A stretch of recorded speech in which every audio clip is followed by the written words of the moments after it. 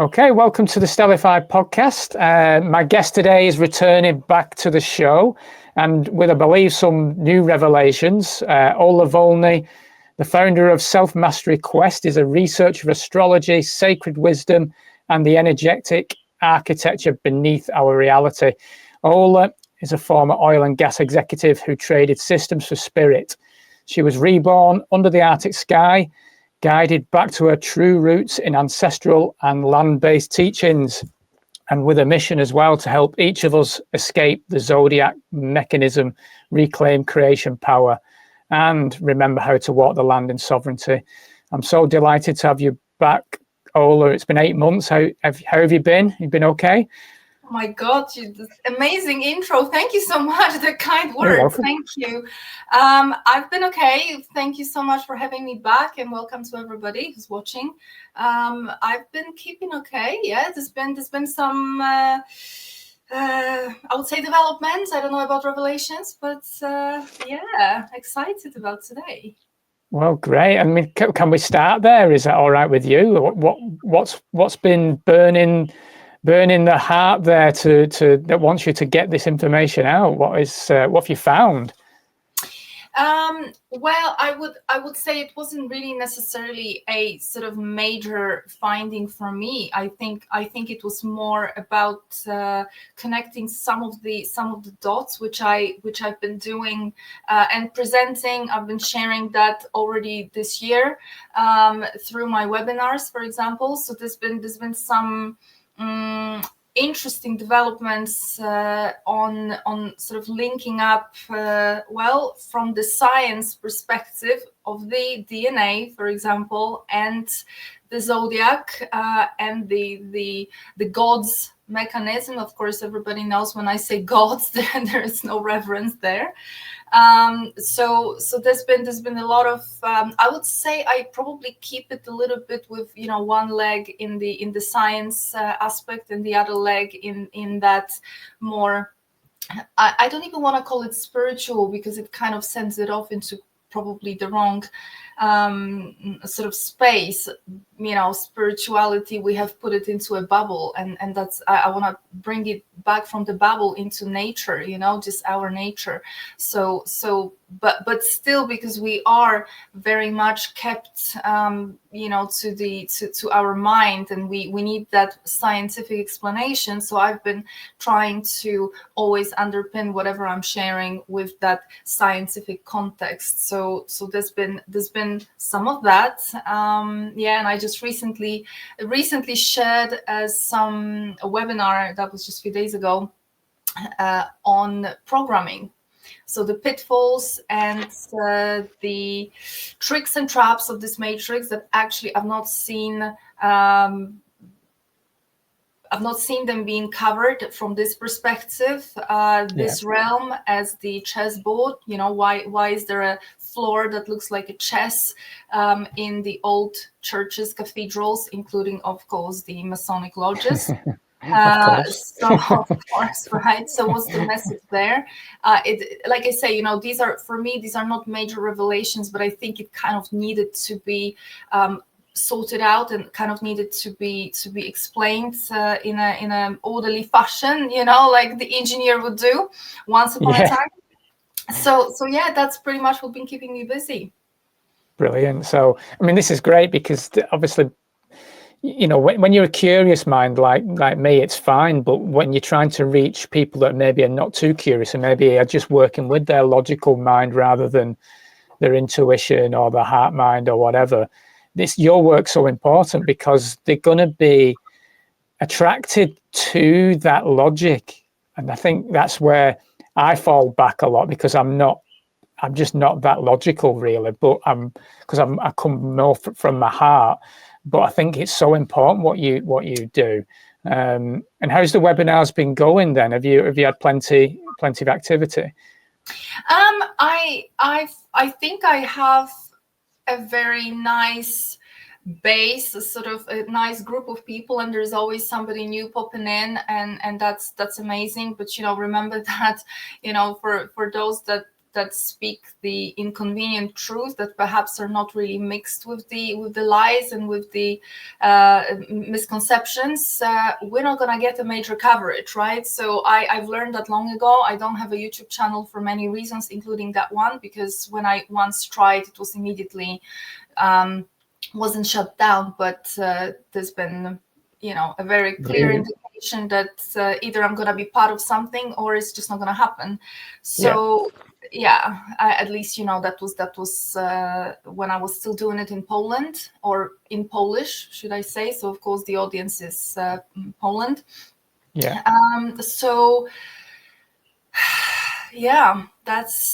that's how we roll, right? We just have to navigate around it. And I always invite everybody, to check out my content. There's a lot that I try to share in the interviews, but quite frankly, webinars, they give me the platform to, not to confine myself to sort of speaking, for 5 minutes, 2 minutes, 3 minutes, or overall for an hour, but they kind of give me the platform to be able to lay something out and explain and take people through the kind of ins and outs of the process behind, so it really makes sense. So yeah, that's I've been avoiding this for a very long time, because I honestly, those things, they stress me out, the interviews, the webinars, all this content, it stresses me out. What my very much preferred way of doing it would be face-to-face. So this is why I love my mystical Arctic journeys. You guys can check it out as well. This is where people come in person. Here to where I am, a very special place called the Hawaii of Europe, Hawaii of the Arctic.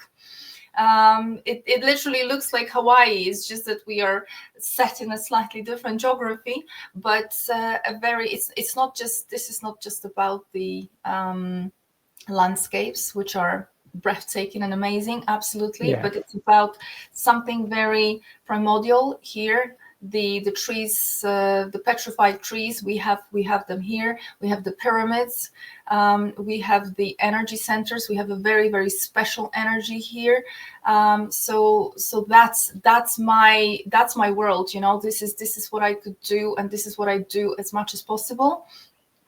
Everything else is kind of just a means to be able to introduce people to this place, because for me, it took me on my own journey of getting back to me, and I think it kind of guided me into a lot of the things that I'm sharing with you now.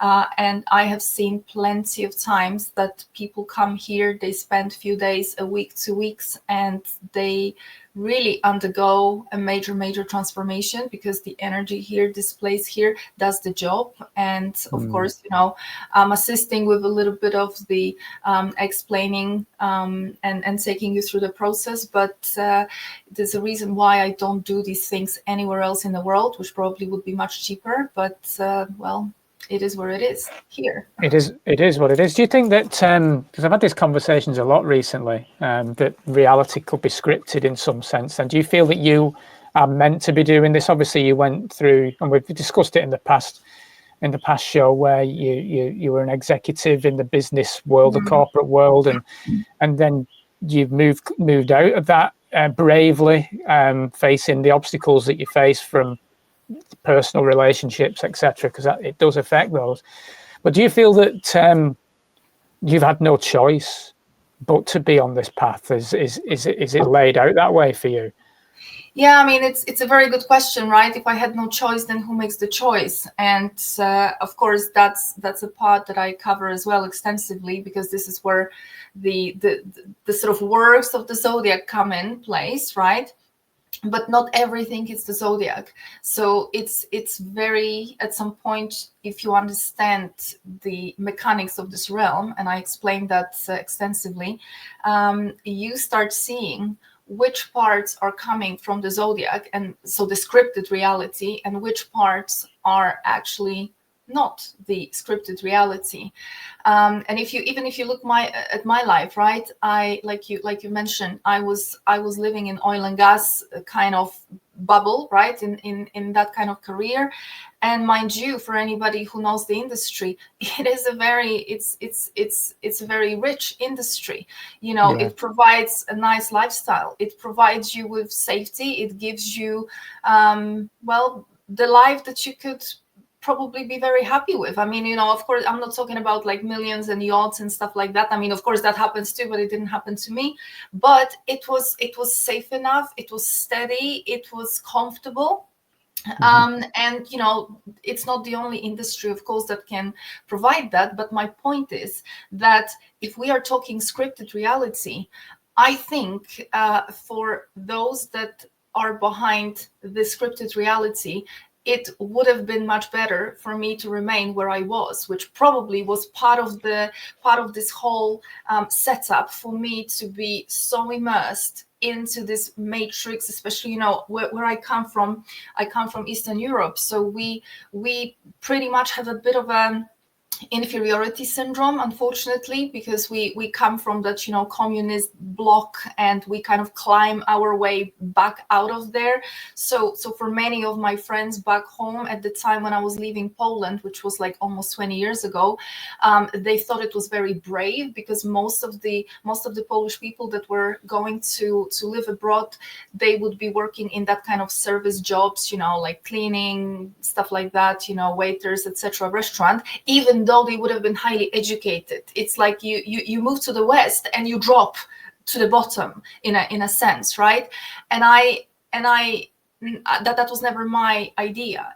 I moved to England at first, right? That was almost 20 years ago. I moved to England and I was immediately in the corporate environment, and I was sort of making my way through there. But my point is that I think that was also when you look, knowing what we know now, right? That was a perfect way to kind of keep me sedated in a way, right?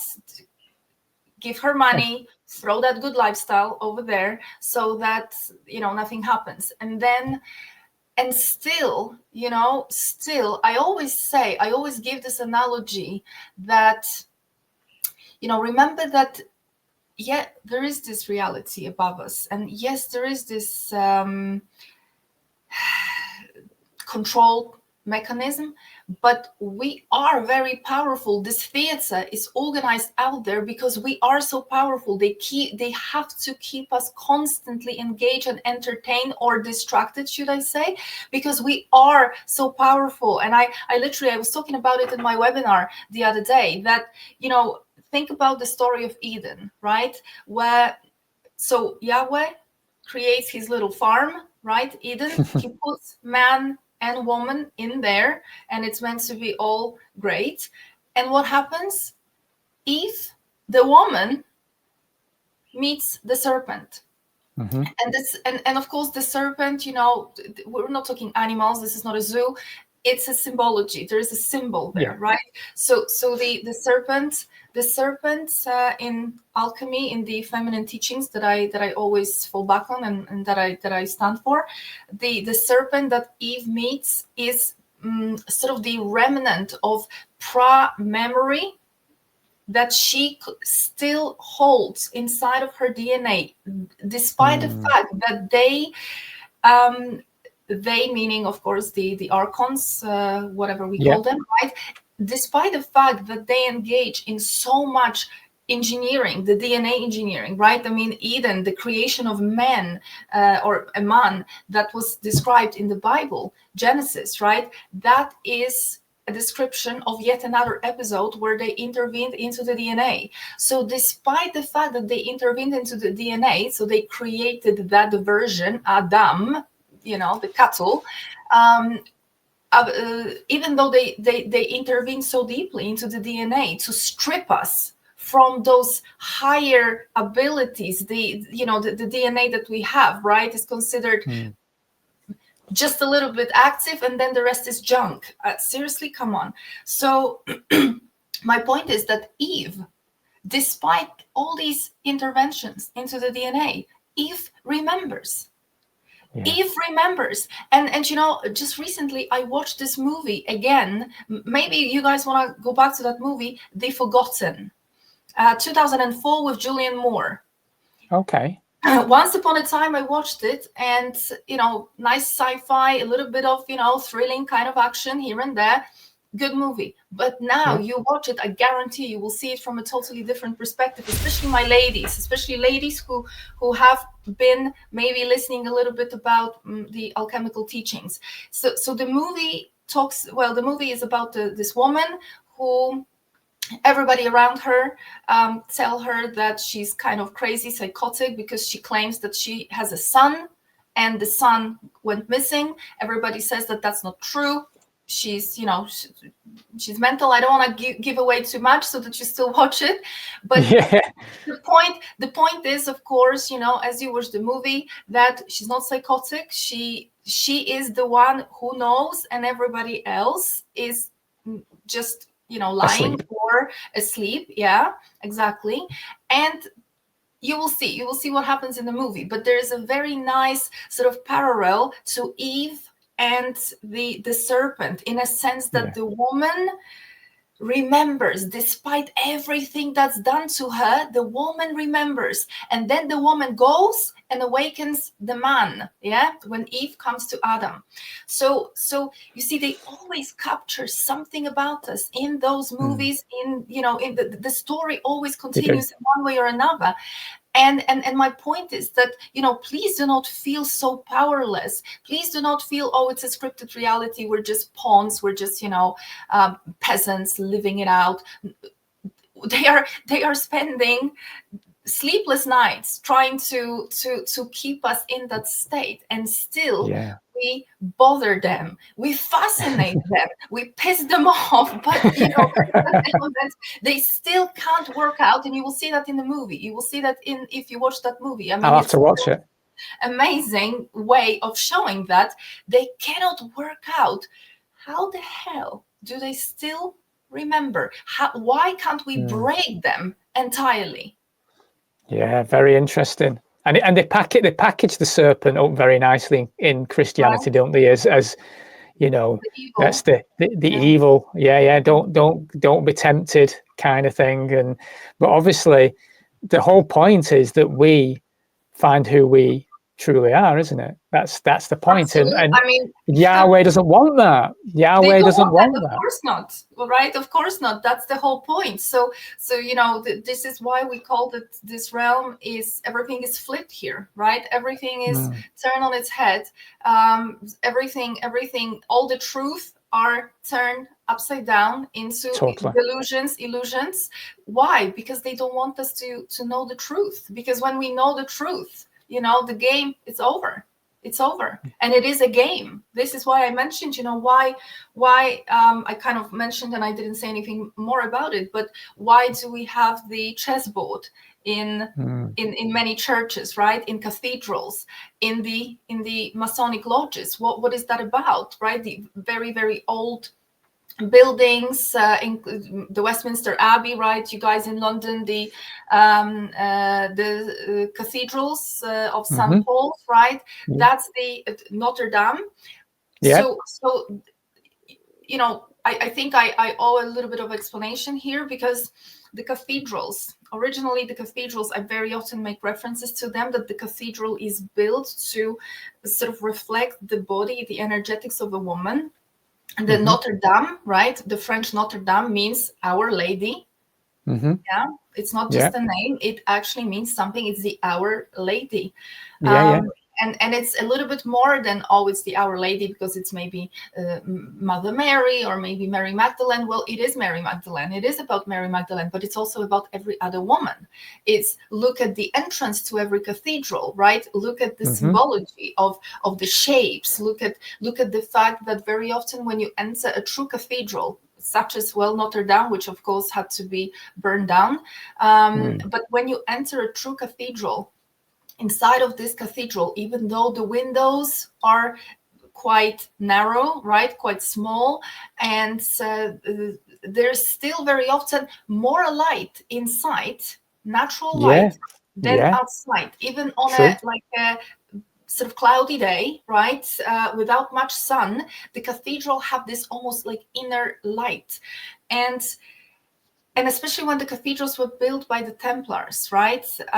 They were built in a very special way. There's no accident there. It's a marvel in terms of architecture. Why? Because women were involved, but not that they were laying bricks. That's not how women were involved. Women were involved with their alchemy, and by alchemy, I don't mean some kind of magic. I don't mean some kind of, voodoo. No. I mean literally the nature of a woman. So the nature which has been also shut down to an extent by this matrix, because of course it doesn't serve them. It's quite the opposite. So when a woman can access full capacity of our hormonal system, our DNA, we are really able to, do a lot of things that matrix doesn't like. Okay. And I'm not talking about any magic. I'm talking about pumping this realm with creation, with energies that are immediately sort of dissolving the very structure of this realm, this false matrix, this game, right? So very inconvenient. But the point, back to the floor and the cathedral, is that the Templars and the people that were building those, they were trying to tell us something. They were trying to, you see, the history is full of symbols when you know how to read them, right? It's not that we are just the ones awakened, right? 2000 years after death of Christ, we are the ones awakened. No, there were people much more awakened than we are throughout the history, and that there is so much beautiful wisdom. Of course, there was censorship, so they couldn't just openly lay it out. It's written for those with the eyes to see, as the Gnostics say, right? So the floor has always been like this because it's a symbol. It's a symbol that we are in this game with the matrix. So it's a bit of it's an information, but it's a warning as well. Cathedrals originally, they were not built for religion. They were built because they were the epiphany of the feminine, the woman, right? The feminine, the creation, the true creation. So when the Templars were building the cathedrals, they kind of were smuggling in certain motives so that people who know could absolutely always, timeless, read that and know the truth about this realm, right? Such as the floor. So why is the same kind of floor in the Masonic lodges? Because they know that this is the game, right? I mean, we have two sides on the chessboard. We have two sides, right? So what to do? Well, the point is that when you're on the chessboard, the game never ends. The game never ends, right? I mean, you might play, you might finish that particular game, but then you flip the board around, right? You just change the colors with your opponent and you continue. So as long as you're on the board, in the game, as long as you are pulled into their tactics, into their game, you will never leave this matrix. You will never, the key is to stop playing, but that's not the story, right? That's the very difficult part. But that's the game, right? We're in a game. Yeah.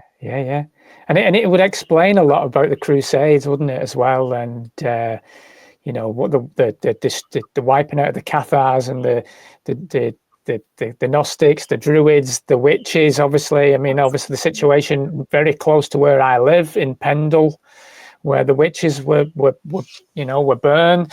There's so much knowledge and wisdom that these people carried that obviously frightened whoever. I think we're repeating constantly in cycles of repeating situations where the control is put in place, where people that are trying to bring forth wisdom and knowledge do get attacked in some shape or form, don't they? I mean, you will have been guaranteed. You will have been, because you're bringing forth that wisdom, like you say. You pulled out of your YouTube channel back in the day.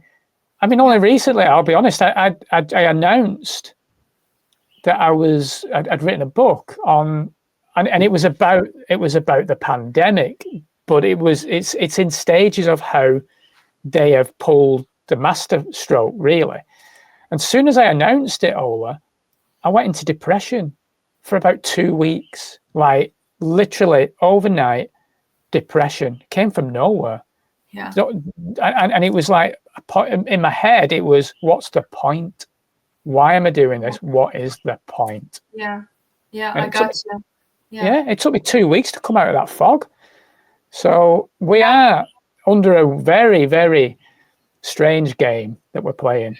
Well, if things are inconvenient, right? I mean, you are being inconvenient. You are of course exposing their tactics. That's not going to be popular.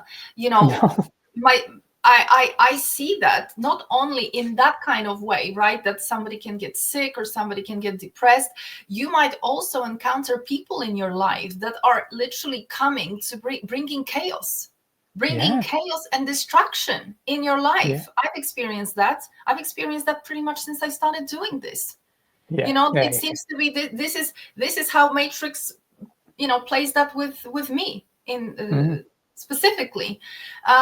So that's something that we have to know happens, and again, the most important thing, and of course, because sometimes I think we also have to be a little bit careful not to get too much into that. And I'm not talking about you, but I think that there are a lot of people that are kind of a little bit escaping into, oh, this is another Matrix attack. This is that. But actually, we have to take responsibility for some of what's happening, right? And then, okay, there are those attacks for sure, absolutely. But let's not just fully escape into well, this is all the Matrix, right? Because we are powerful. Because we are powerful, right? We are, and from what I have seen, remember that they always prey on those low vibrational emotions. That's always the target, right? As in that's what they're going for. That's what they want to cause. So whether that's fear, whether that's depression, confusion, crying, heartache, etc. That's what they want. That lush, as they call it. That's what they want. And the funny thing is that because it's they make it so real, and we we're in that situation. We want to get out of that situation, so we do fall prey to it. But the funny thing is that when you actually realize at some point that these are their tactics, and you stand firm. And that's all right. I think it's gonna be on the show soon. So when you kind of know, you sort of stand up to that fear. You stand up to that fear. It dissolves. It turns out that the whole thing is just it's got no standing. It got no ground. So it's just a tactic. It's not even real. Because everything's an illusion in that way. I mean, it's a dream in a way, and it's almost like they infiltrate your dream. They can infiltrate your mind by putting thoughts there that not necessarily yours, and it distracts you then. But like you say, people can come into your life that distract you. It's wild, really. When you start observing the reality we're in, you're like, wow. It's incredible how it operates. And I feel, I don't know if you feel the same, and it is literally just to distract you to a point where you don't actually truly find yourself, because you don't have the time. So you're forced under so much stress and pressure, and life is challenging, and people struggle daily. There's so many people struggling right now. And I find a lot of it is purely because when if we find who we truly are, the game is up, isn't it? That's it. Yeah, and I think, you have to also remember that the game has many levels, right? That we kind of look at the people that don't know anything that's going on, right? Especially in the last sort of 5 years, we could see that very clearly. The division was created. So yeah, there is a game at that level, as in, they still run around, they have no idea what's going on, they will take their vaccines, and they still, up until now, they don't believe anything, they don't know what's going on. But we are just on a different level of that same game, as in, there will be distractions for you, and there will be programs that we fall prey to, right? It's not just them, it's us as well. And Absolutely. and for me, the what we need to remember, and this is what I do when people come here, when, especially in my work with women, as it happens, everybody's talking about the end of the world, right? What's the end of the world? There's the apocalypse, there's this, that, but this is real, as in the end of the world, right? And here I am in Norway, so I love my Norse mythology, because it's very much, very direct. You don't even need to look very deeply through the symbology. It's actually very direct. That Ragnarok, so the doom of the gods, not the well, some say the doom of the gods and people, the judgment of the people, but the doom of the gods. What is the judgment of people? Well, it's not the way the religion presented us, right? When you actually look at the story of Ragnarok, so the end of the world, who survives Ragnarok? Who survives because there is a battle that happens, between the gods, so the archons, right, the gods, and the giants in the Norse mythology, Jotun. Okay. But who are the giants? When you actually look a little bit, who are the giants? The giants are corresponding to the titans. Okay? And the titans, who are the titans? The titans are the children of Gaia. Okay. Interesting, right? So actually, children of Gaia, who are children of who's Gaia? Gaia is the earth. Children of the earth. Who are children of the earth? Well, that's us, right? Absolutely. That's us. And especially titans, right? The distinction is, are we the titans today? Not exactly, but the titans were our kind of forefathers once upon a time, before all the experimentations with the DNA, right? They had to withdraw a little bit. So this is why on the Yggdrasil, on the tree of life in the Norse mythology, you see the Jotunheim as a realm inside of the underworld, within the lower world, because they withdrew, they went into hiding. Okay, so the gods are up in the upper sort of kingdom, Osgore, and the Jotun, the giants, withdrew to the underworld. And the final battle is when they return. And you mentioned the Cathars earlier, and it's funny because the when the Cathars made their prophecy about the current times, about the end of the world, they said that there will come a time when the good people, that's how the parfait, right, how they call themselves, will return. And they say in their doctrines and their teachings that the Cathars knew a way out of this realm, just like many other alchemical societies, not just the Cathars. So they knew how. They knew, not just knew, because there's more to that, but they, after death, they wouldn't go to the light, into the reincarnation cycle, but they would go to hell, the other way. And the hell is down. The hell is down, as in they would not ascend. Everybody's talking about ascension. Forget ascension. They would descend. They would descend to the underworld. So you see, there is that kind of Titan-like correspondence that some of the people that know these alchemical mysteries, or just overall the true mysteries of this realm, they would know. And this is the time that they come back, as in they are reborn now, as in these times, right? Here we are, right? These times when we are experiencing the end of the world. So So the titans and the gods are fighting. Is it a physical fight? Is it a physical war? I wouldn't say so. I wouldn't say so. And there is another, if you wanna watch something, there's another show that I would recommend, and you'll be very surprised. It's called Ragnarok. It's a Norwegian show. It's on Netflix. I think it's still on Netflix. Okay. So there are like 3 seasons of it, but it's actually quite a quick watch. It's okay. Yeah, it's okay. Yeah. But the most important thing for me is, and I don't want to spoil it, but very interesting way of depicting the final battle between the giants, the Jotun, and the gods. Because you would be expecting certain sort of action, right? Yeah. You would be expecting certain turn of events. But what happens is slightly different, and I'm not gonna. That's all I'm gonna say. Okay, to keep you on the edge of your seat. But my point is that the battle between the giants and the gods, not really a physical. It's not like a war. It's in a sense as we know a war. And then who survives? So Ragnarok, the end of the world. The gods, most of the gods die off. Mm-hmm. Who survives are those, not gods, but the humans that slept or went into hiding under the tree of life. Oh, interesting.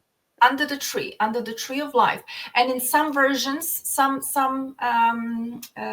translations of the saga, they also talk about the cave.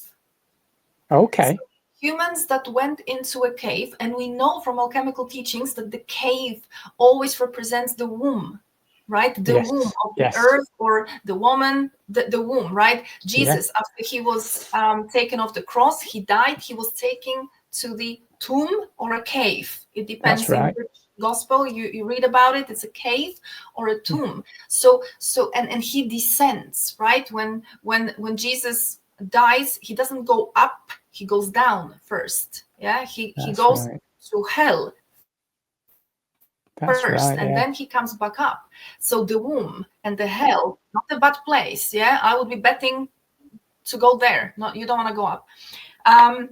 So the final battle takes place, but who survives? Those that hide or sleep under the tree of life.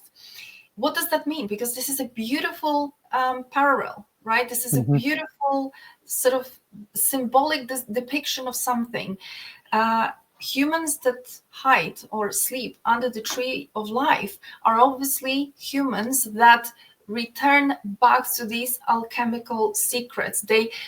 It's not just secret. This is not about knowledge. People need to understand that it's not knowledge that's going to set you free. It's the state in which you are. It's the fact that because you see, remember that, for example, the Egyptian Book of the Dead, right? What do they tell us? What happens after death? There is a moment of weighing of the heart against the feather. Right? And remember, these are not just stories. These are not just stories for children. These are not tales. This is a recipe. They tell you exactly what happens in the afterlife, as in what happens when you die, what to expect and how to navigate. But it's for those with the eyes to see, right? So there is the moment of weighing of the heart against the feather, which shows up later also for example, in the tarot cards, right? In the tarot cards, we have the justice, right? Justice card, which is also the figure holding the scale. So the weighing needs to happen.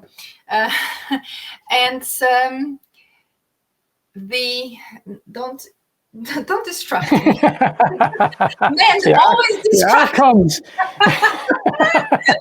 It's the men always distract the woman. So we have the moment of weighing the heart and the feather, right? But what does that mean? What does that mean? Well, I would say that the heart can be kind of it represents the soul. It represents the soul. I have to go back a little step here, because you see, when we are living in this realm, we are subjected to trauma, right? We're subjected to all this programming, all this negativity, all these low vibrational emotions. You need to be afraid, you need to be ashamed, you need to be guilty, you need to feel guilty, you're not allowed to do anything, and if you do, then shame on you, etc., right? That's their favorite stuff. And so what does that do to you?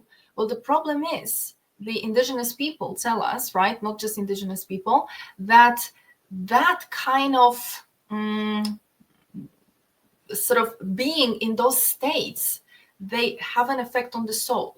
They fragment, that fragments the soul, right? This is why the indigenous people, they didn't have therapies, they didn't have psychotherapy. They went straight after the soul. They did some soul retrievals, right? The fragments of the soul, that's what they were doing, because they knew that they didn't play with any of this mind. Oh yeah, let's look at your limiting beliefs. Forget that. That's the mind, that's what Matrix wants you to be doing. But if you really want to go after the real deal, you go after the soul, right?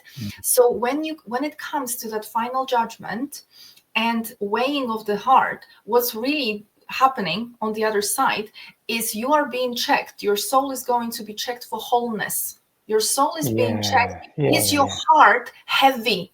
Heavy of what? Of low vibrational emotions, the programming, all the false beliefs, all the I'm not good enough, I'm this, I'm that, and the other, all this stuff that we are covered with in this matrix, right? I always say that life here is not about like, you don't need to develop, you just need to take off all those codes of nonsense that matrix puts on you, all the programs, all the false beliefs, right? Just you need to see yourself for you. Stop believing in that I'm not good enough, I'm this, I'm that, I need to conform, I need to behave, and all that stuff, right? And of course there's all these fears and shames and guilt and all that good stuff. But the heart is being checked. The soul is basically being checked, and against the feather. So it's very beautiful. It's very symbolic, right?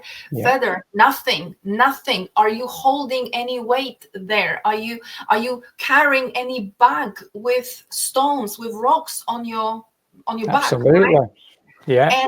And if you do, then the Hermetic texts tell us very clearly, if you do, then the chief of the gods, who is responsible for that process, is going to send you effectively onto the reincarnation machine. You're gonna be tossed between heaven and earth indefinitely, right? As in you're gonna come back, reincarnation. Yeah, you're gonna come back into this realm, because that's how they built it. They want to keep us here.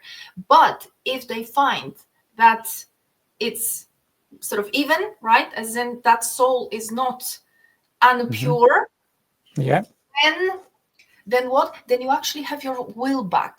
Then you have your will back, because there is a lot of people out there talking about the after death, that, oh, there's the light, don't go to the light. Well, I'm sorry, but it's not a decision. This is the decision moment, and it's not a conscious decision, because some people think that as long as you know not to go to the light, because the light is probably the moon, it's going to pull you in, it's going to send you back onto the reincarnation machine. Yes, it will, but it's not a decision. This is why Gnostic always told us from the beginning, right, that if you do not resurrect when you are in the body alive, after death it's too late. After death you will not find the kingdom. That's very interesting, right? So it means that when you are still here, when we are still alive, this is the time to deprogram. This is the time to get off the board, get off the chessboard. This is the time to fix those things. But please understand that, because I know that everybody's going to be like, oh, okay, well, let me jump into my 25 modalities for healing. That's another program. Yeah. Because alchemy tells us about processes that happen absolutely naturally for us in a slightly different way, not through the modalities, mind-based practices, etc. But that's, we would have to be here for 5 hours for me to go into the details. Part 3. Yeah. Right. So yeah, but that, just to kind of finish that up, it's the job here, I think the most important job for us is to not only awaken and be conscious, but to get off the board, to stop playing the matrix game, to recognize the programming, and I know that it's hard to recognize the programming when you don't know where is the programming, right? But yeah, that's that. I love what you've just done there, and the way you pull that together. That totally resonates with me, and it's very interesting. I did a podcast at the weekend with an incredible lady called PMH Atwater, and she is the biggest researcher probably in the world for near-death experiences, and she died herself 3 times. So we were talking to her about her experiences, and I tried to bring in, did you feel that you had no choice but to come back? Because one of her experiences took her to where she was creating and she felt so happy and she didn't want to come back, but all of a sudden kind of love brought her back. It's well worth a listen. It's fascinating, but she just basically said, look, I just came back. So it's almost like you were saying there, even though it wasn't, she hadn't died fully at that point, it was a near death, but she was brought back, and it was almost, did she have a choice or not? And I couldn't quite get the answer, if that makes sense. But and I didn't want to push it either, in respect to her, because she's such a wonderful woman, and she's 88-year-old, and she's incredible. But it makes me wonder then, like you said about the conscious decision, where people say, well, I'm not going into the light. That's where my point is. It's the work you do here now to strip back the layers. And this is the journey now. This is my journey. I know, is stripping back the layers of the programming.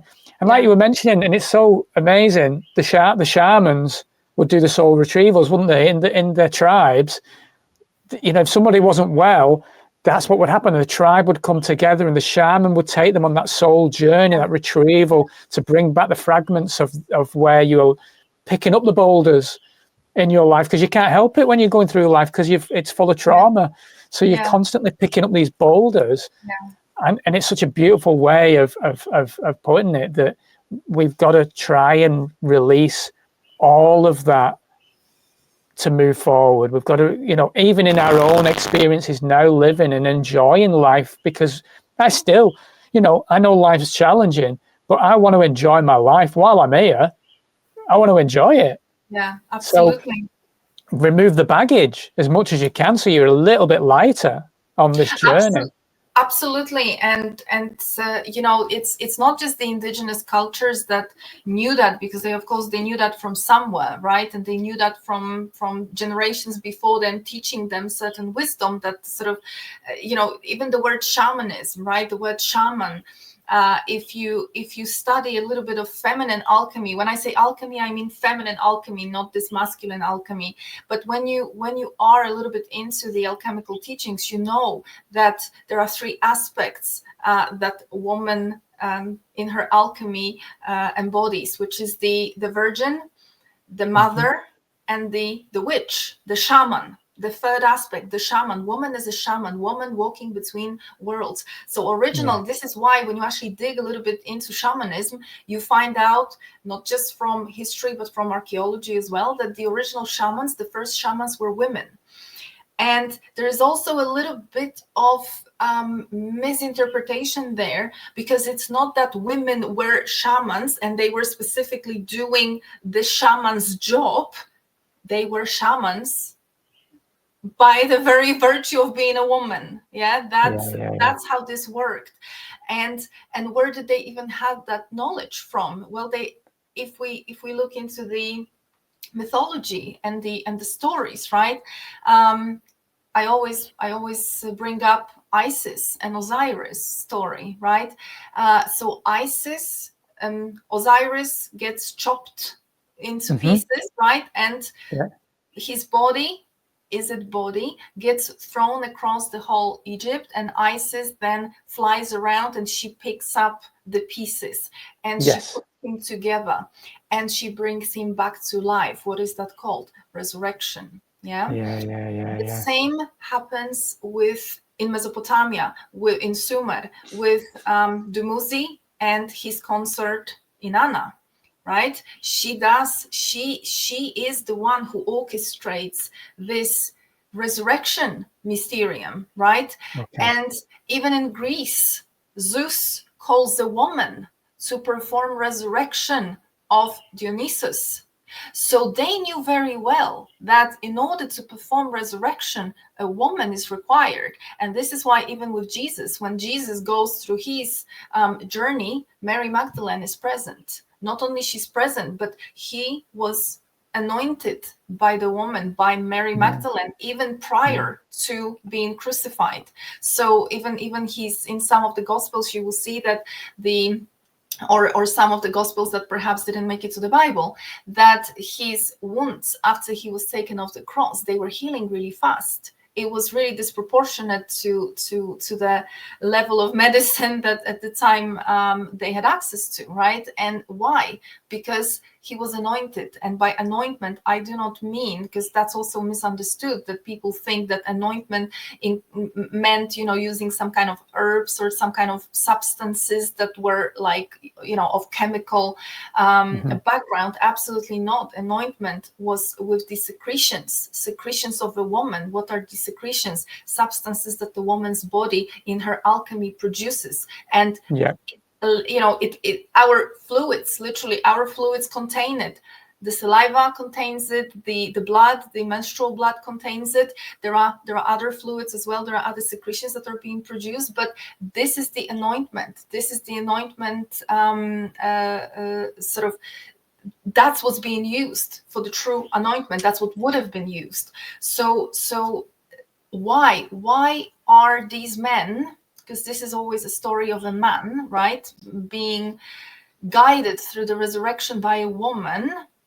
Well, because women were the original shamans. Women were the shamans. And men, in those relationships where there is a consort, right, your woman, your consort would take you through that mysterium, because resurrection has to do with entering the underworld. And the underworld is, you cannot get there as a man because it's a womb.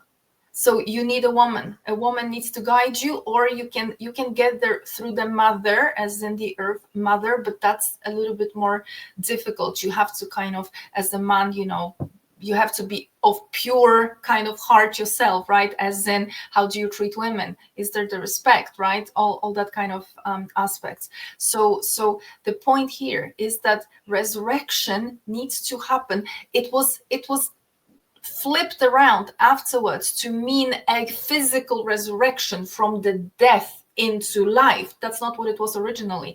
Originally, it was resurrection from the spiritual death, as in fragmentation of the soul back into wholeness. So this is resurrection into life from a spiritual death, right? So that's why it had to happen when you were alive.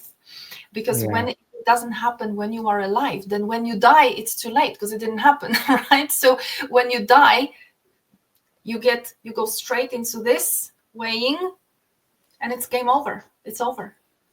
Very interesting. And it shows the design of the patriarchy as well. I was thinking to myself, look at the way it's been designed, obviously to suppress the feminine massively, which has been going on for 2,000 years and continues. But the patriarchy affects the man as well, because you feel you have to, as a man, you have to be this macho kind of, and be the protector, which, we should be the protector of the feminine without a shadow of a doubt. But you're taken away a lot of the time into a role that doesn't completely suit you. Absolutely. And remember as well that part of this genetic intervention that they performed into our DNA, and if you know alchemy, you know how to decipher the Bible. It's described in the Bible. They literally sort of injected codes of dominance into men, into your DNA. They activated sort of certain parts, and they sort of tampered there, and they injected or created or activated codes of subservience into women.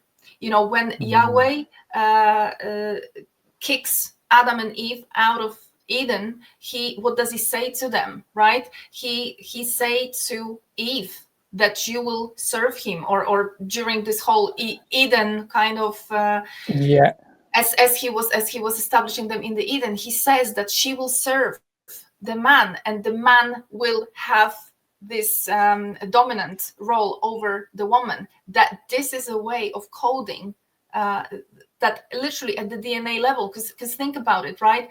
It's not just patriarchy out of patriarchy. It's not 2,000 years old. It's much older. It's actually stretches back way into thousands and thousands in the BC era. It's not that recent. And absolutely, does it serve the men? No, it doesn't, because it kind of, most men, right, in that patriarchy, in that distorted masculine, you have that hero syndrome complex, right, injected, that in a way doesn't serve. It's not to say who's better, who's worse. Mind you, the hierarchy is the pyramid. The pyramid is what they brought, the hierarchy. I'm better, you're worse, you're below me, I'm above you.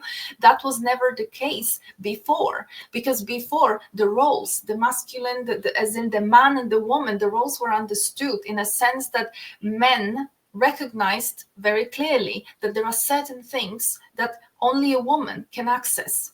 And this doesn't make her better, just like the fact that we can get pregnant doesn't make us better than you. You have your thing, we have our thing, that literally our bodies, our biology, our hormones are made for, right? This is what we are made for. But as it happens, the capacity to which women have been sort of degraded, debilitated, is such that barely anybody in this world knows anymore what women could be still providing. But most women don't, because that access to that full capacity is reduced, or has been sort of taken away from us. So for us women, we have to absolutely get back into that space, because back in a day, when men still knew about it, and we don't have to go like thousands and thousands years ago, it's enough to go back a few hundred years ago. The Cathars, right, or a lot of the indigenous people, they absolutely recognized that, they knew that, and there was nobody had a hero complex around the woman, as in, you're not important because I need to be bigger, more strong, like that's irrelevant. Exactly. A man in that true healthy masculine aspect is a protector, is a provider, as in he creates the space for the woman to step into her alchemy. Because when a woman steps into alchemy, she's going to bring you flow of abundance through her, because we are the creators. But please forget this nonsense that's on TikTok and all this kind of new agey take on this. It's not about that. We need to go back to the idea of horn of plenty. We need to get back to the idea of the land of milk and honey, that women are the ones that are connected to a certain field, that infinity field, the quantum field of infinite potential, and they literally they pull from there, which means your table is always full. The food is always there. You may not be rich in a matrix sense, because you have to ask yourself what you're going for. Are you going for the riches of the matrix, which is the pyramid? They want you to climb the ladder. They want you to have the prestige. They want you to fight, to be something, to mean something. That's their game. This is the reptilian brain. Or do you want to live like the uncivilized, for example, indigenous people once upon a time? They had no prisons. They had no care homes for old people because nobody loved them anymore. Nobody, cared for them, right? They had a community. They lived outside of the chessboard. So what they had to experience, they had to be civilized. They had to, the Christians had to come and they had to orchestrate the order, right? Because they were just uncivilized. Uncivilized, right? I mean, let's face it.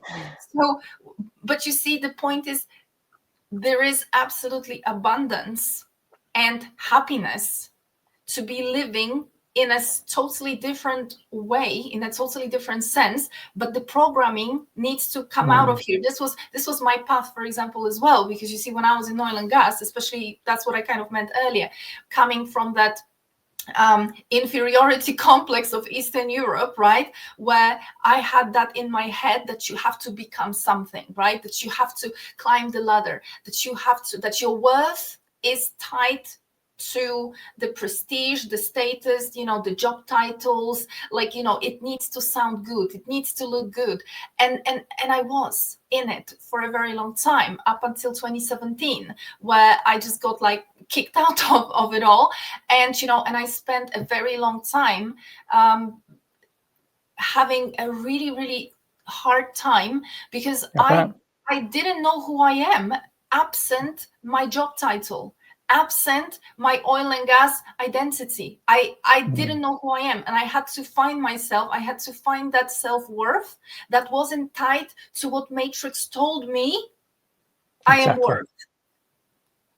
That's one of the heaviest programming that sits inside of us. So I really strongly believe that, if you really want to get off the board, the chessboard, right? If you really want to confront that programming, this is one of the key things that you need to confront. You need to understand that when you step into that alchemical, when you want to be those people that are waking up under the tree of life, when Ragnarok is over, you have to get out of that mentality of, prestige, money, riches, having yachts, being in the club, having things.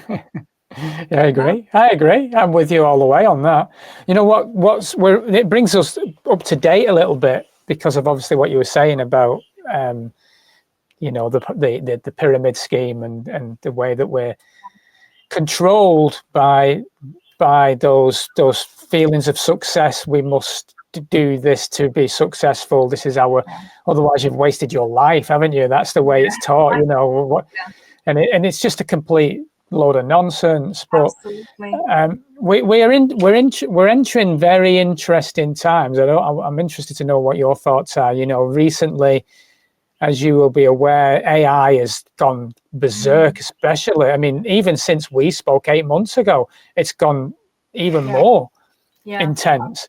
And I see it as a double-edged sword, as most things. I see it that, we can use this for good as well.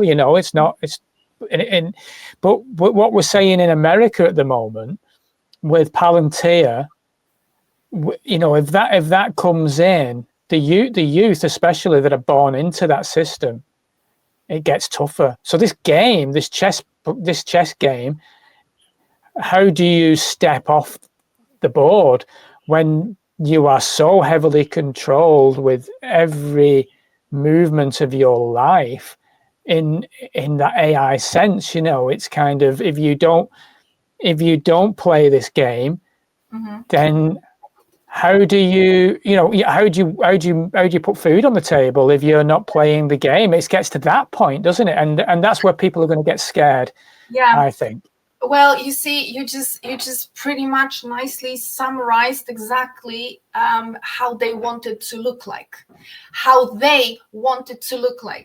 Okay. Yes. Very clear on that one, because you see, you should be scared. As in, they want you to be scared. They want you to be scared that if you don't want to be part of it, then you are not going to be able to put the food on the table, right? That's always been, that's how this game even holds itself together. Absolutely. But what if you stop being scared? What if because you see, when I speak about alchemy and I speak about what women need to step into, this is not some romantic notion. that I just want women to maybe, on a side when they are done with their corporate jobs so that, the food is on the table, that you might kind of come to my webinar. No, that's not the point. The point is, if we actually live it, this ends. This ends. You're in the UK, because I had it on the webinar and I had quite a lot of people from America. I know that the things went down differently there, but you're in the UK. Go back to 2022, right? When after this whole lockdown nonsense that went on for a very long time, and I remember here, because we're all in Europe here. I mean, I don't know about who's listening, right? But I'm in Norway, you're in the UK. I remember that it was, I think, February 2022 when or maybe 2021, now I don't remember, but anyway, right after this whole lockdown nonsense, right?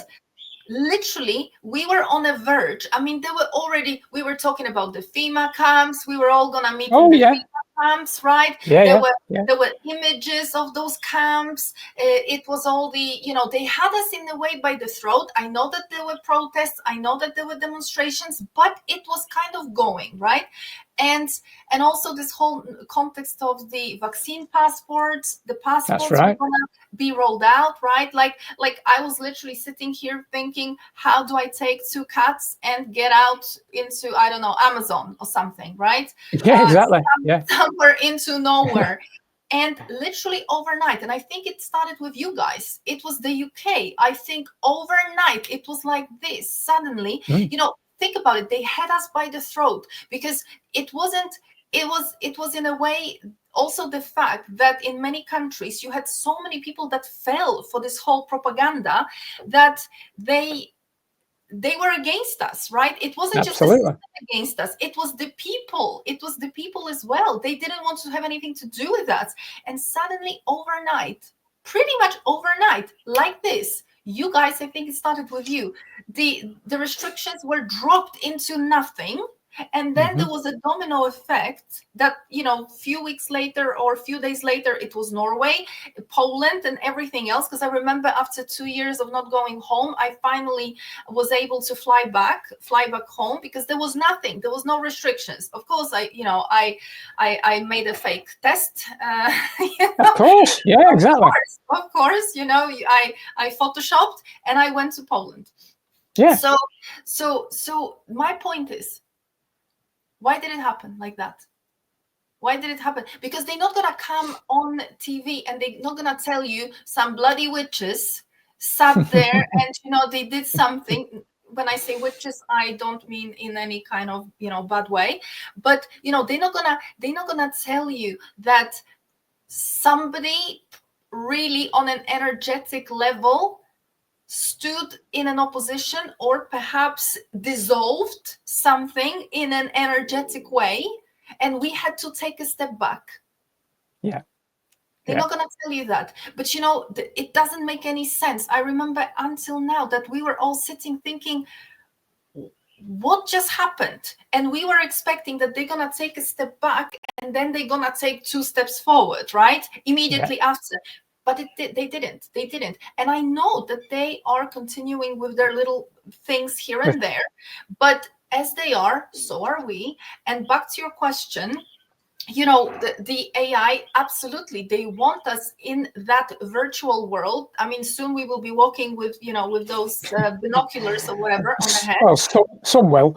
Right? I mean, that's what they want. That's what they want. Yeah. My point is that you have to understand, they got you by the head, they got you in the mind. So the whole point is for you to not see any other way, or to see only solutions that are logical, not any other, but logical, meaning maybe I need to buy land and escape. Maybe I need to, I don't know, group with some other people and we need to stick together. So all these kind of still logical solutions. But what I'm telling you is that when women do what we were born to do in this life, why we? Because we are, unfortunately, this is why they targeted us. This is why we have been oppressed, diminished, devalued for thousands of years, because we are the problem. Okay, the creation of this realm and the way it works goes through us.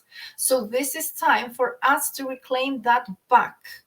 And when we reclaim it back by, well, here we are talking for an hour about resurrection, about deprogramming, and a woman who steps away from the chessboard. Where? Go out to the forest, go out to the tree, not for a walk, not for a hike, but go out and connect, like feel the Pandora from Avatar inside of you. That's what I'm talking about. Yeah. Step away from the machines, go back into our nature, feel, let your DNA come back on stream. The game is over. I'm not kidding you. I'm telling you, everybody's giving you the tour of the prison, but not the exit. I'm giving you the exit, but we are too much in our mind that nobody's listening. So, this is what the witches were burned at the stake for. This is why I will never make a breakthrough. This is why I will very popular. Okay. I think you're very popular. And I think you've nailed it. I think we are creators. And the Archonic energy, we've talked about this in the past, and you've said it so many times, that they can't create, they manipulate. Yeah. They're there to get in our heads. Yeah. So, like you say, we have no other way out. And you, just like you, we were creating communities back in 21, 22. We were looking at alternatives. If this happens, then we're going to form our own. We're going to get some land, and we're all buggering off. That's the way it was going to be. But there was a magic in the intention of, no matter what you do, I'm not having that injection. No matter what you do, it's not happening. And there's magic in that as well, because it's like, I just do not consent. I'm not consenting to that. Yeah. And it's interesting, Ola. I went over back in early 22. I went to Sicily, because my real father had passed away a few years ago, and I'm going through a trial at the moment. I had to go and give DNA, interestingly, to prove my heritage, if you like. And I couldn't travel there because I'm not injected with this medical intervention. However, I was able to get a doctor, an awake doctor in the UK, to provide me a letter to send to my solicitor, who then got in touch with the Ministry of Health in Italy to allow me into the country for 1 day. So I travelled, faked a test like you, travelled with this letter, turned up at the hotel. They wouldn't let me in. I had to show this letter, otherwise they wouldn't let me in. The green card was in operation there, so I saw what they were trying to do. You couldn't go in anywhere. You couldn't go in a shop, a coffee shop. You couldn't go in anywhere. It was unbelievable. Yeah. Unbelievable. Yeah. So I saw it. And then, very quickly, in the UK, things did change. And it was the nurses, really, that were the big, they weren't going having this injection. So they had to collapse it. It wasn't going to happen. So but you see, why was there this wave, right? That went sort of out of that, because like that. And we can kind of try to find like a logical, compelling sort of circumstance. Oh, it was the protests, it was the nurses, it was this, that, and the other. In Norway, there was no protest in Norway. Here, there was nothing here. And why did they follow? They didn't have to follow. Maybe it could have been just the UK. Maybe it could have been, maybe not to such an overnight extent. It could have been maybe just a little bit of, letting loose a little bit, right? Maybe not so severe, maybe not go so strong on the restrictions. But that's not what they did. They dropped everything, right? Literally overnight. So I just want you to start recognizing that, because I think we are very good at sort of looking at their wins. They have power, they are winning, but they are telling us through the movies that they are struggling with us. Right? Oh yeah, they have an issue with us, even when we are unconscious. They still have an issue with us. So what happens when we are conscious? What can we do when we are conscious? Remember that throughout the history, they had to do resets several times, right? Absolutely. Why do you think that is? Of course, it's because we have gotten to a point where we had it all figured out, right? Yeah. We had it all figured out. So they had to press a reset button. That's right. And yeah, it shows though what you're saying, and I believe it completely. The effort they put in to suppress and oppress us. Yeah. We have to be special. We have to be. You know, it's not just that we are so special, because we have been very special throughout the time, right? Throughout millennia. And think about it. Even the fact that, like, right now, right, our grandfathers, great grandfathers, and ancestors, they were not poisoned like us. No. They were not programmed. You know, there was no internet. There was none of that. And you know, it was. I think we're doing really well for what we are subjected to, with, you know, hormones in the food, poison in the food, in all sorts of cosmetics, etc., with the chemtrails, with the programming that goes through the media, with the deep fakes, right? Yeah. Yeah. The level of AI and the deep fakes that they have now made, it's unbelievable, right? Yeah. Why do you even watch anything anymore? I know, because how can you trust it? Absolutely. So I think we're doing really well. We're probably, you know, one of the most brainwashed that throughout history, right? Because in the past, they at least were not poisoned by food, and they didn't have the TVs, computers, whatever. But here we are, still standing, right? Here we are, still kicking. The difference is that, you know, back in the day, back in the previous times when things were happening, it was not the time known as the end of the world. The time known as the end of the world is now. And this is not Ola Wolny saying that. This is the Vatican saying that, about confirming the great sign in the sky, 2017. Yeah, the apocalypse describes a sign in the sky, the woman clothed in the sun. I talk about it many times. So Vatican confirmed back then that, yes, the apocalyptic sign, that was the autumn 2017. So the autumn equinox, right? There was a certain alignment of the planets against the constellation of Virgo. And they confirmed, yes, the clock now starts ticking. This is the apocalypse. Yeah, we have entered the apocalyptic times. That's a precedence. This is a precedence that all the cultures, the prophecies have been talking about. And that is the precedence that in other situations in the past, we didn't have this energy. We didn't have this context. Because you see, the apocalypse is not just talking, oh, this is the end of times because that's what we decided. No, there is a certain cosmic context that happens now that did not happen in the past. There are certain energies that are coming in now that were not available back then. There's a momentum behind it. We have reached a saturation point, and it's just no more. That's pretty much what the prophecies are explaining. But what we have to understand as well is that there is a role that we need to play in this. Definitely. The prophecies are not for us to sit and with popcorn and watch. Prophecies are about us, us having an impact.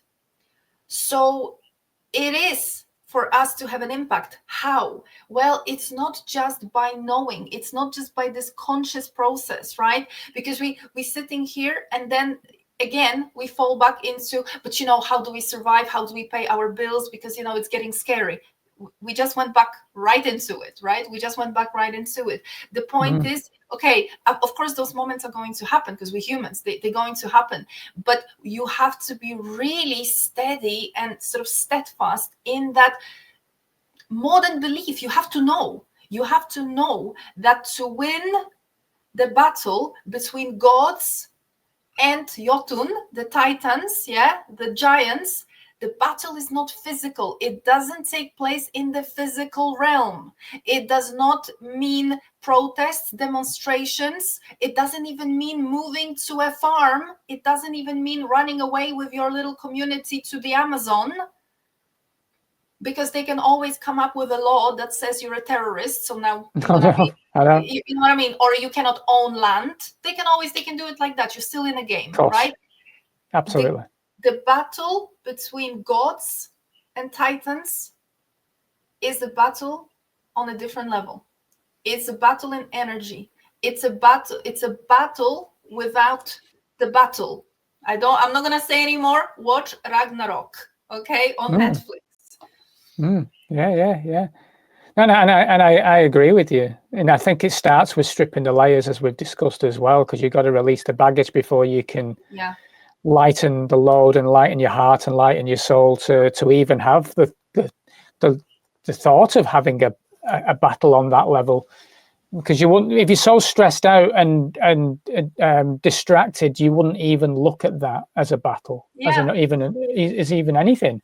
Absolutely. Because you're so wrapped up in the matrix. Yeah, because you're on the you don't see the board when you're on the board, right? That's right. You need to see the game. You need to take a step back, right? You need to take a step back out of the game. And again, look at the tarot cards, right? The tarot cards, why do I even mention the tarot cards before? Because we kind of believe or see the cards as divination tools, right? There's a lot of tarot readings, and of course anything can be used for divination. If you assign a certain meaning to, I can use those pens for divination. If I say that, this is lack and this is despair, I can use anything. So that's not the point. The point is that originally the tarot cards were the major arcana. I'm interested in the major arcana. They tell a story. And if you look into the symbology, there's a lot of alchemical and matrix symbology in there. They actually tell an alchemical story of this matrix, and they also tell you how to get out of it. And then when you look at the whole deck of, the 22 cards, right? There are 22, but funny enough, one of those cards is numbered 0. Okay. Or sometimes 22. Okay. But there is a card that's kind of outside of the deck, and that card is the Fool. Yeah. It's Fool. And I wish I had a Fool card here to show, but anybody can look it up.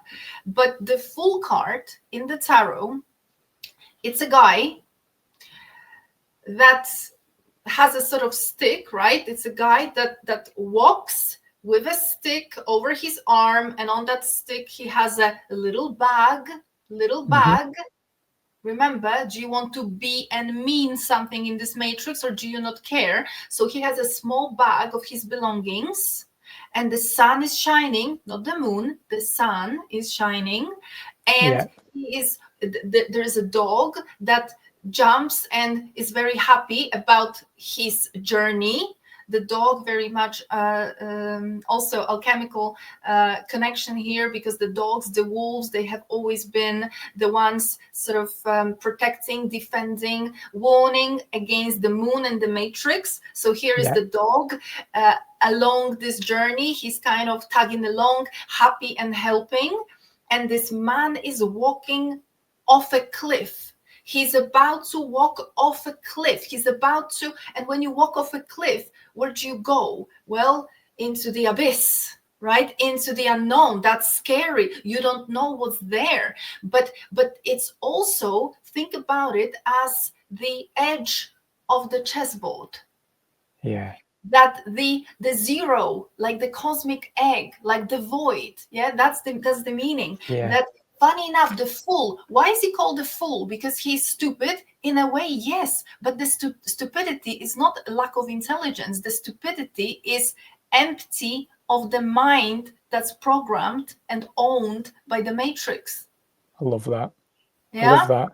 Yeah, I love that. So the cards tell you exactly what to do and how to do it. It's not by being rich. It's not by being able to, strategize on the board that you win. You win by walking off of it, but you have to jump into the unknown. Yeah. You have to face not just your fears in a sense, because when you look at that man, right, he's not afraid. He's not shaking there trying to, no, he takes the leap of faith, as the card says, right? It's not about the leap of faith. It's literally about knowing that when you jump, that's why there is a motive of jumping into the abyss or into a well or into the unknown or whatever in fairy tales. And whenever you jump, what happens? Happy ending. I'm going to start calling you Ola Morpheus, because that's like when Neo jumps off and he has to let go, doesn't he? Neo has to let go.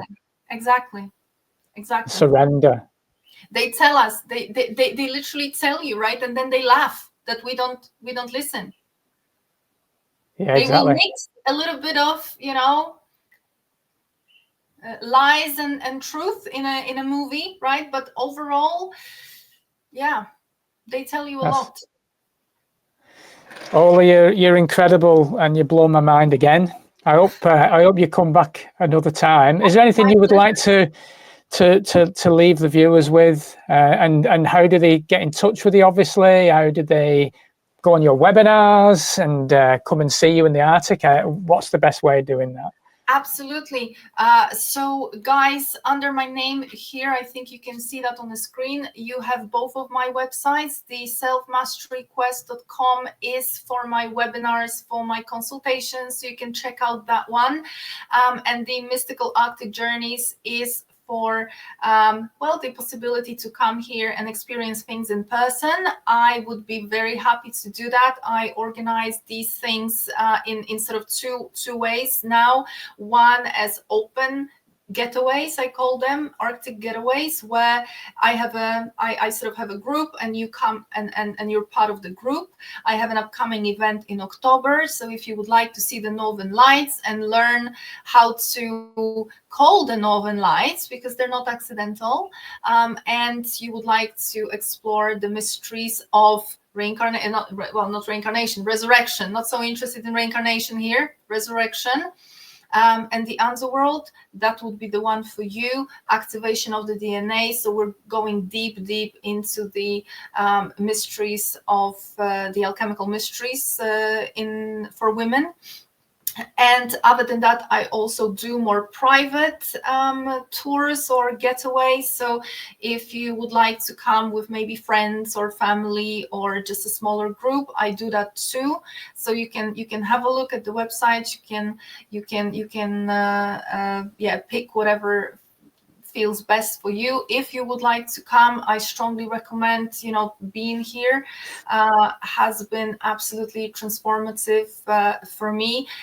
I honestly believe that I was in a way almost sucked, lured in here, because otherwise I would have never left oil and gas. I wouldn't even know to leave oil and gas. And it happened for me in 2017. So a very, very special time, right? That I came here, that I moved here. So it's almost like there's been some kind of orchestration, probably with, something in my DNA that I didn't even consciously, my mind hasn't even processed yet. So I know that kind of process happens for everyone who comes here, especially when you come and you kind of know what to expect and what can happen. Very much recommend, and I would love to meet you all. So reach out. I'll be very happy to take it from there. Ola, wonderful again. I really appreciate your wisdom, your knowledge, your spirit. You're incredible. And yeah, no, let's do part 3. We'll not do it for 4 hours, but let's do part 3. Maybe in another 8 months. That'd be lovely. Absolutely, it would be my pleasure. I would love to come back. And yeah, always a pleasure. Thank you so much for kind words. And I hope to see you guys, whether in person or at some point again on the screen. Keep well. Take care, Ola. Thank you so much. Take care, everybody.